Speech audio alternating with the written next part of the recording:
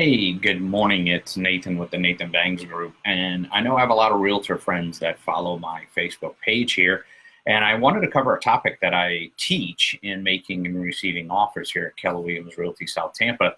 And I think what happens is a lot of realtors are under a few misconceptions. And I don't know if it's the way you've been taught wrong and just because you watch $1 million listing on television. So this is our listing agreement that we as realtors are able to fill out and have our customers sign it, right? So we put our date and our information. But in the state of Florida, we have three types of representation. The first one we're really not going to talk about is called dual agency. No, sorry, not dual agency, non-representation. Non-representation is when it's more like a for sale by owner. Maybe you're not representing either party. I do a lot of the no representation when I do one of our investment transactions. So what takes place, and the reason why I'm flipping around here, is in this listing agreement, this is the one that allows you to consent to transition to a transactional broker. So any of you out there that are using the phrase "my client," just out of curiosity, did you know that is a legal term?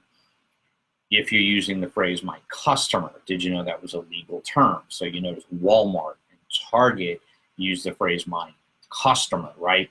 In real estate, or lawyers use the phrase "my client." Now, I think a lot of you are using the word "my client" because it's just a cool factor. I swear, I do think you're using it because you either don't know any better or it's really the cool factor. You watch $1 Million Listing New York, and all the realtors are running around going, well, in representation of my client. Look, you didn't go to law school. You're not a client unless you're a single agent. So let me cut to the bait. Cut it. Let's just have a quick conversation. We're 2 minutes in here, and I'm just going to get to the point. A single agent, when you represent someone as a single agent, yes, they are your client. It's not uncommon that I have agents type to me, well, my client, no, thank you, my client. I appreciate it. Here's the offer from my client. And I ask the agent, are you a single agent or transactional? And most likely they'll respond, I'm a transactional agent. I'm like, no, you're not in the way that you're referring to them. Now, what's interesting is that some people say, who cares, right?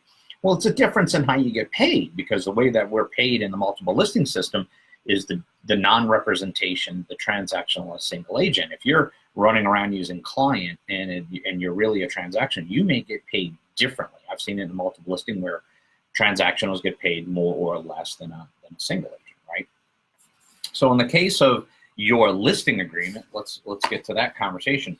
What's happening is that you have this mindset that you're filling out the listing agreement, and then in the part where you get to the single agent transition to transactional, what's happening is that you're saying to your client, well, if someone from my office were to show your property, you're transitioning to allow that person to happen.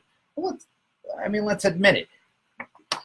You had them sign a single agency. You had them sign and date a consent to transition, and you had them sign a transactional broker, then sign the listing agreement.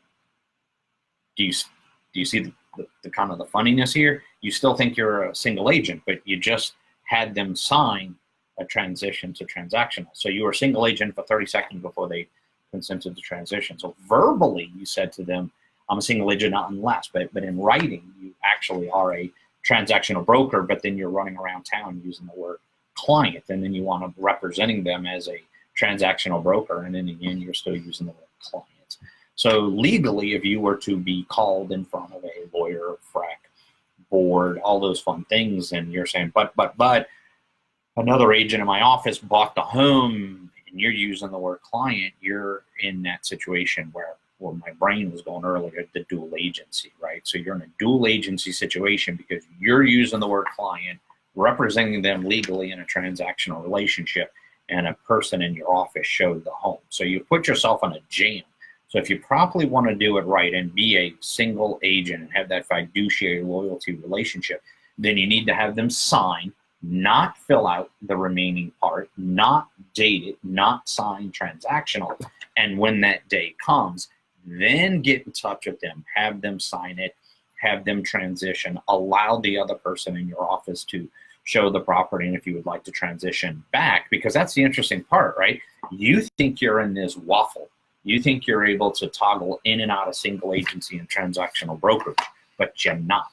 You had this filled out. You are a transactional broker using the phrase client. So you're completely screwing up the system and doing it wrong. So the proper way to do it is either pick your spots, because the joke that I make in my classes, it's like when you get married, this is your wedding certificate, your marriage certificate. You had your husband or wife sign the certificate saying you're married. But just in case things don't work out, I want you to sign this divorce paperwork. But just in case, let's just get it out of the way, just in case we're going to get a divorce, and I want you to divorce me today. But you run around town letting everyone know you're married, but on paper you're divorced. So for my realtor friends that are following this video, listing agreement, when you do the single agency transition to transactional and have them sign a transactional, you are a transactional agent. You are not a single agent. So please be careful when you run around and send emails and correspond with listing agents and other people that are in the transaction that you're claiming that you are a single agent, because when you use the word client. So I was having I have this question all the time when I'm going back and forth and people are sending me their offers, and I say, hey, so I see that you're using the phrase client. Are you a single or transactional? And 99% of the time they say, well, I am a transactional broker. And I said, but you're not. You're using the word client. So best advice I have for you is understand the listing agreement, understand the paperwork that you're signing. Know that you can't do both. You can't be married and divorced at the same exact time.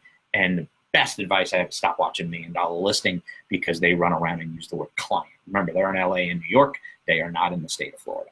And I got any questions, any comments, just ask. Happy Monday.